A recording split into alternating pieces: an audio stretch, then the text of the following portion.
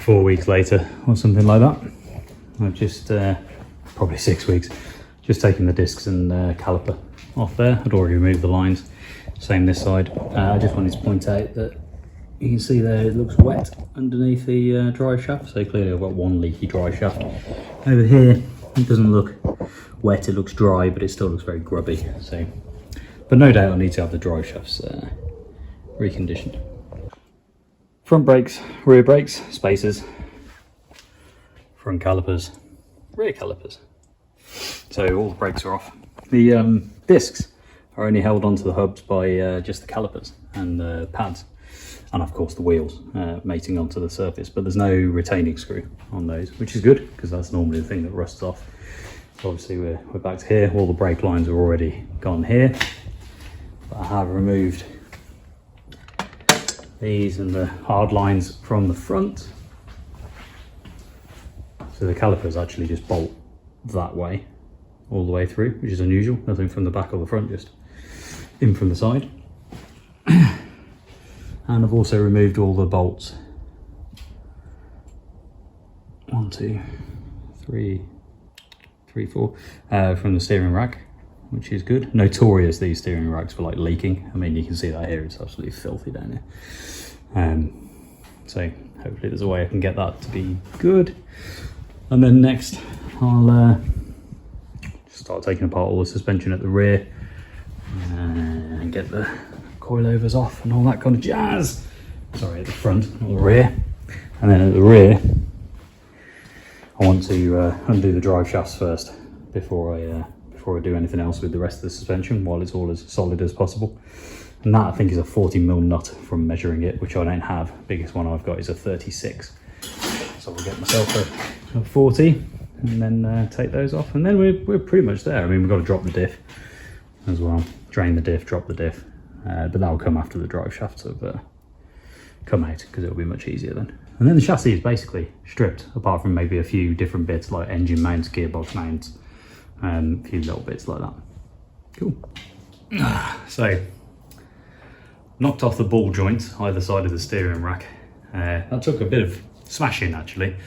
They didn't give up easy like on some other cars I've had. So now, to be able to thread this out, I really don't think this needs to stay on. So I'm going to undo it. 3 bolts.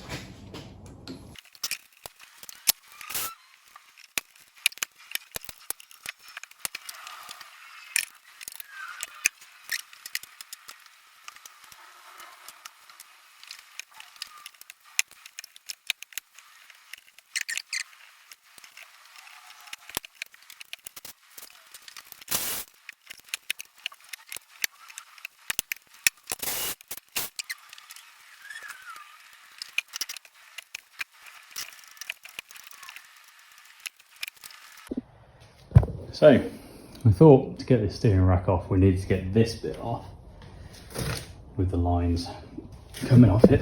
Very interesting kind of corkscrew thing, all greased up. Some interesting, very thin gaskets on it as well. Smells quite a bit, that grease, that's for sure. Anyway, that came off around here. It's kind of upside down now, but let's see if I can twist it back for you. Hold on.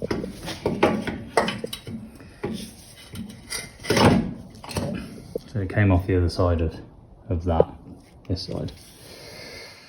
But now this big contraption, big bulk of stuff, where that went in, will not get past the chassis, this side, even with that little cutout thing inside it.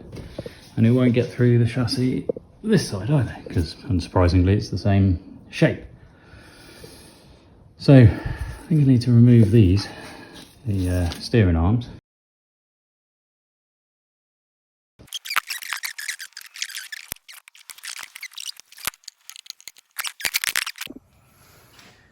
Until you know you don't know. It comes out. It just comes out from, you'll be able to see this.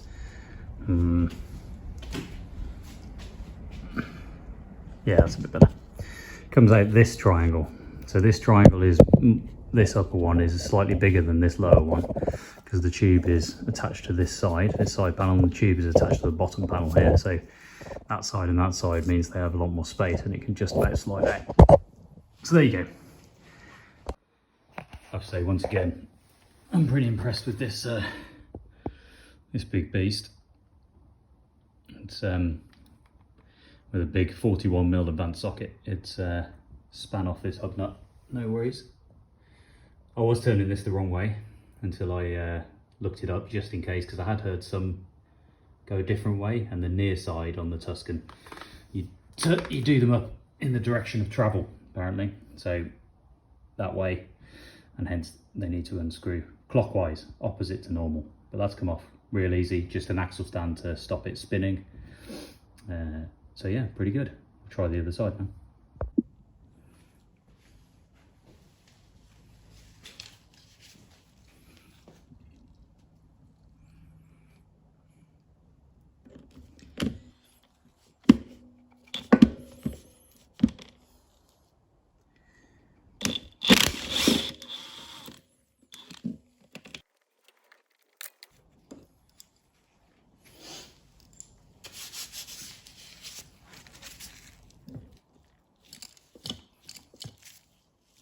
Yeah.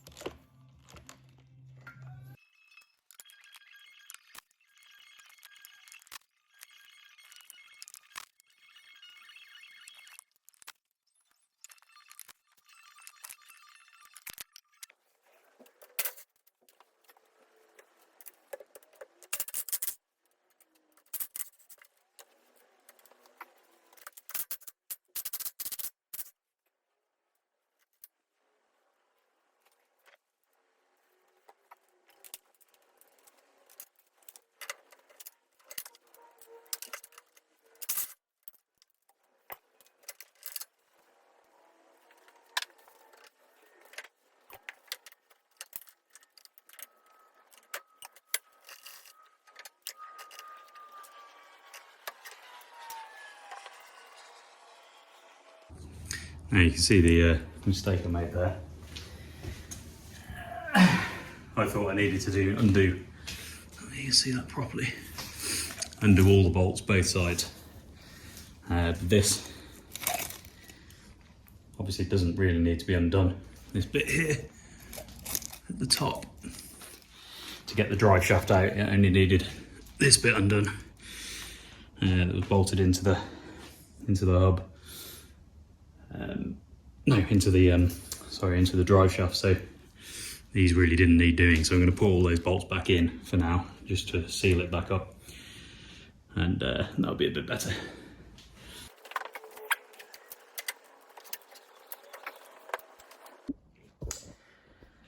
So the anti-roll bar is loose.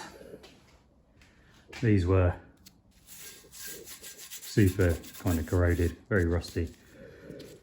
However, I had a lot of success. 3 came out, no worries.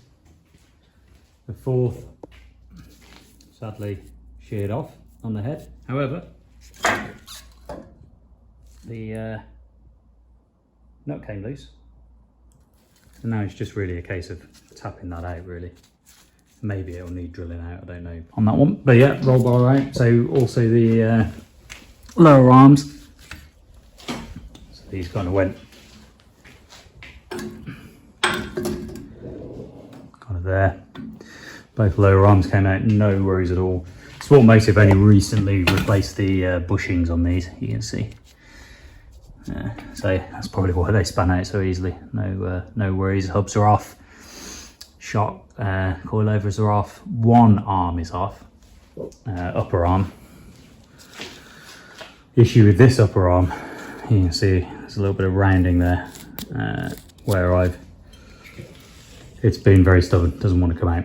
Unlike everything else, it's just a little bit stubborn. So I've given it some compression, some hitting with a hammer, given it a lot of plus gas, and I'll give it a heat up soon and see whether I can still get it out. Otherwise that could be a real pain, because kind of angle grinding this close to the arm and the chassis and that kind of thing is not ideal. Just as a reminder of why we're doing this. Yeah, big hole there. Anything else I wanted to show you? Yeah, this one just looks a little thin here on this edge. Or a little bent, maybe, should I say. Not a massive fan of it anyway. So get that kind of looked at. Anyway, so anti-roll bar, just this arm, then the diff, big puppy, and then that's the rear end completely broken down, and then I've just got some simple stuff at the front to take off, and then the chassis is done. Well, these four, very hard work. So these are the diff mounts on the front here. They go on, sorry, wrong side. They go on like that and bolt into there, but they were tough. It needed a lot of rounds of the big boy impact here to shift it, and I think that pulls about 300 Newton meters or something. Anyway, so a lot of torque, but eventually they've come off. It's good. More things to replace the bushings on, and I've already loosened this top bolt here and already obviously taken the bolts out of the mounts themselves. That was very easy, and the diff is supported. So now my only question is, I don't know if you can see, is that I'm not convinced these gears are going to clear the chassis, but maybe if it shuffles forward a bit it will. Maybe I'll try and film that for you. That'll be a giggle. Sadly, the video recording for this clip didn't work out very well. You won't see the diff come out the bottom because the phone had a low battery warning on it, which stops it recording, which is a shame. Here I'm taking 3 of the 4 kind of big Allens out of the back of the diff bracket. If you can get the diff bracket off, the diff will kind of, float out quite nicely towards the rear of the chassis. If not, you have to kind of drop it down at a weird angle, which you kind of start to see at the end of this clip. So it's a shame I couldn't get that last one out, but it was starting to round and I didn't really want to mess it up anymore. So I just got the diff out a little bit unconventionally, I suppose. So it's a shame the clip didn't work, but I wanted to add this voiceover so that you knew what happened to it.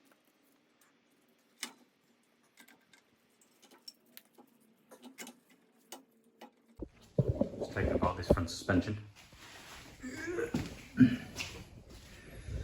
Taking off this arm here.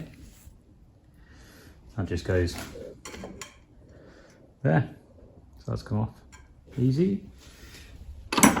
Just taking the took that off so that I could take the coilover off. This one is proving really stubborn though, this one here. I've got the nut off, there's no problem getting the nut off. But it really is just sitting in place. And I removed the top one to remove any kind of tension on the top. It just, yeah, so we'll give it a knock with a hammer, see whether it comes out a bit easier, and then we'll kind of carry on with the more of the upper stuff and more of the lower stuff, that kind of thing, and then break down the other corner as well, and then we'll be done pretty much.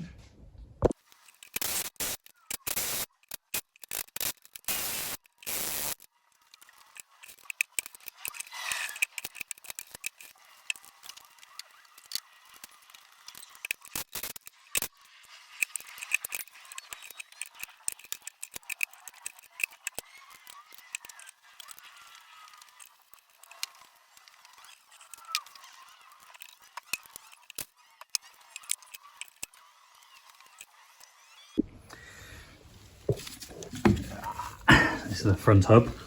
The way I got this off is that I took all the bolts out of the steering arm here. This thing.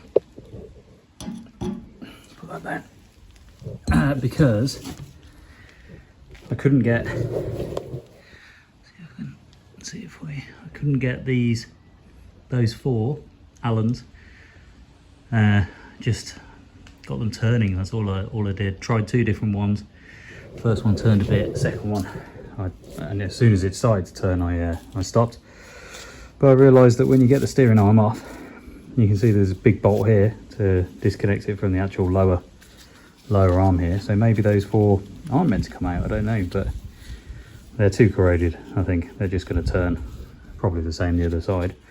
So I'll try this bolt in a second, get this steering arm off, then I can get the arm off, get this arm off, and then the suspension is done. I'm still having trouble with that one over there, so let's see what happens.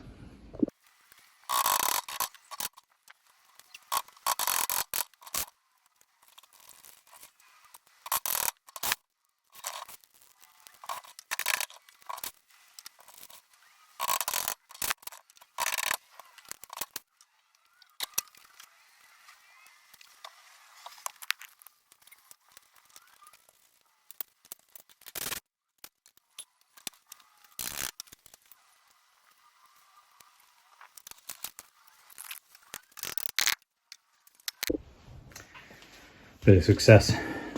This gearbox mount was not coming out. You see, there you go, that's better. Had to Dremel that one off. A nut. Didn't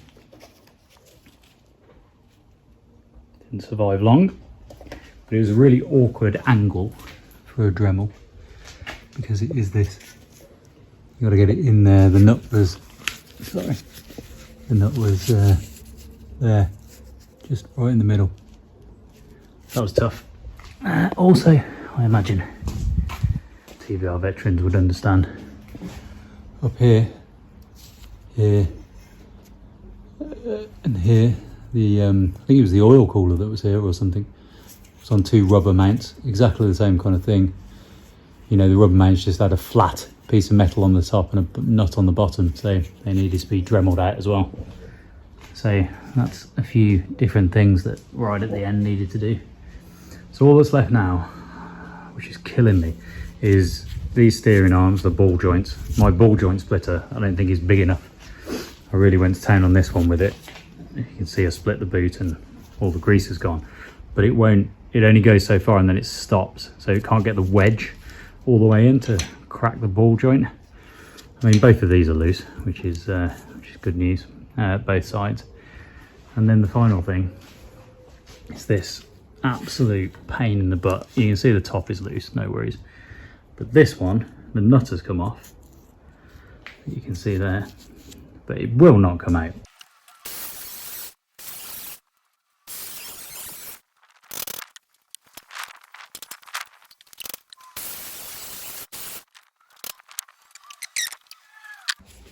Here's one that came out earlier.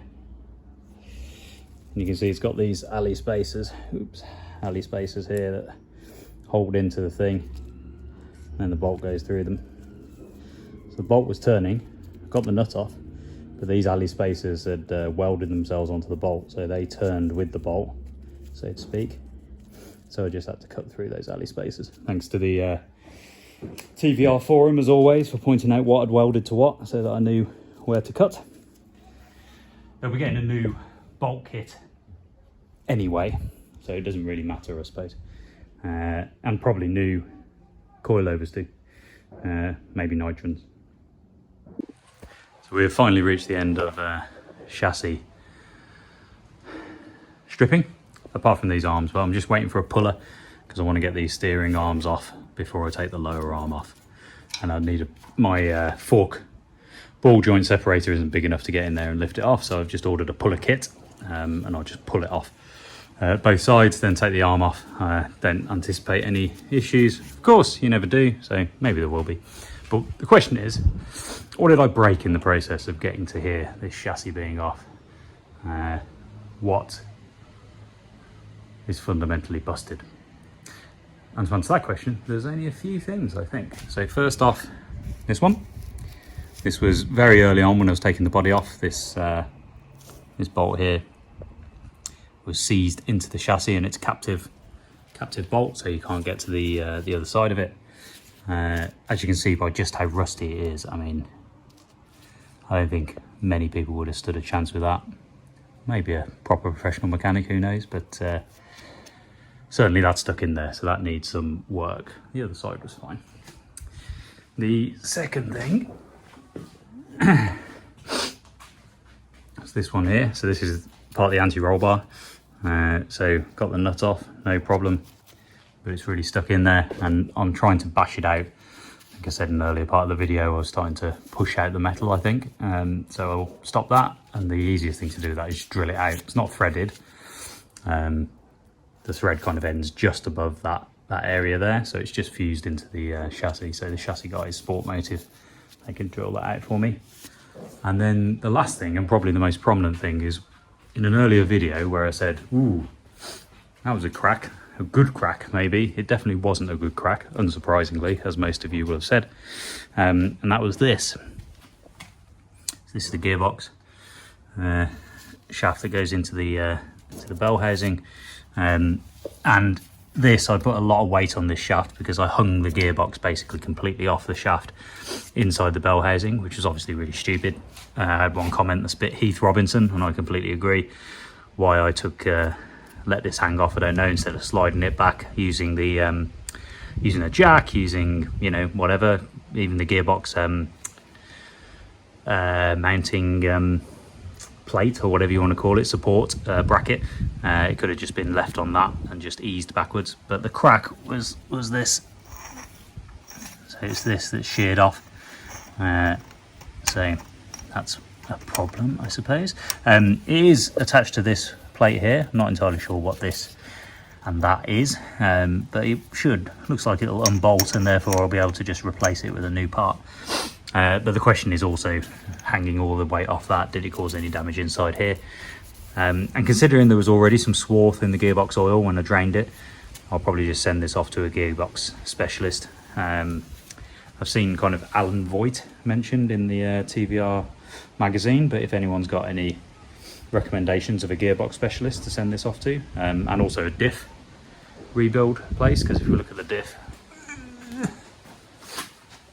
I don't think there's anything wrong with the diff. There certainly wasn't when I was driving it, but it's just, I mean, it's questionable whether this is just too knackered. I mean, the amount of metal that's come off this is unbelievable. When I brushed it down, I mean, most of it is on the floor there, so diff as well could do with going somewhere. But anyway, they're the three things that I broke. So one bolt at the front, one bolt for the anti-roll bar at the back, and where I hung the gearbox off the thing. I think other than that, yes, I've had to angle grind a few things off, as you just saw, but not too bad, I don't think. Let's have a little tour of the parts that have come off this vehicle. So on this pallet, very bendy pallet, we've got the engine, gearbox, two front suspension, steering rack. Anything else? No, not particularly. Over here we have the thermal blanket, the gearbox kind of heat shielding, the fuel tank, the radiator. So that's all kind of this side. Up here we have the exhaust pointing up into the ceiling.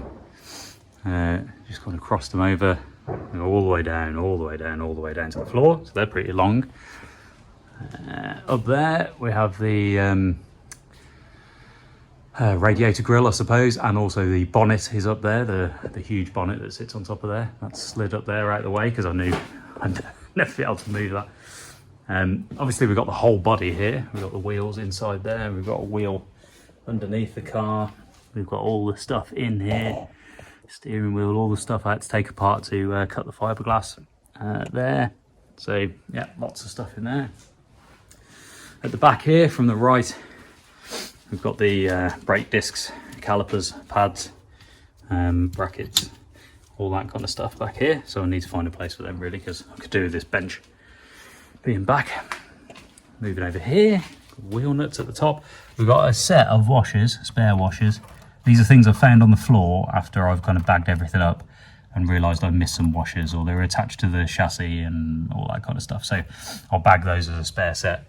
I mean, I am getting a full new set of fasteners anyway. Obviously I've got all the bags of bits here, so we're up to 80 on the bags of bits, lots of bags of bits there. Airbox, various coolant hoses, bottom of the airbox that sucks it up from under the engine, all that kind of thing. Battery cables, a few of those things. Down here, bit of shielding, pedal box, power steering, various lines, all that kind of thing. And then in this box, well, there's a lot of stuff in this box, little things. You've got the prop shaft, you've got the oil tank, we've got the engine mounts, we've got the distributor, well, the ignition thingy bob, gearbox mounts, one of which I had to saw through, as you saw, coolant, alternator, more cables, all the kind of brake lines. I've kept them so that I know vaguely how long they're meant to be and the shape. I am going to replace them, obviously. And then come down here, we've got all the arms for the suspension, all the hubs, 4 hubs, diff brackets, you know, the other coilovers, the 2 anti-roll bars, and the seats and the diff. So in every corner of the garage there is something that's been taken off this TVR. So next step, this gets blasted. That'll be in the next episode. I've got to go away for a week or so now. So this needs to get blasted, and then it'll go over to Sport Motive, who will repair the chassis. In the meantime, I'm probably going to break down the rest of the interior, because I was told that maybe you should just do it in 2 bits, do the chassis, put the body back on. But if I put the body back on, I'm never going to kind of bother to do the rest of it. So I'd rather just do it all in one go in some way. So I'll take some advice on that though, obviously. Yeah, and also I've still got to, with the suspension, got to get those cleaned up, powder coated, press all the old bushings out, put all new bushings in. So there's still loads of work to do just on the suspension and stuff like that. All right, cool.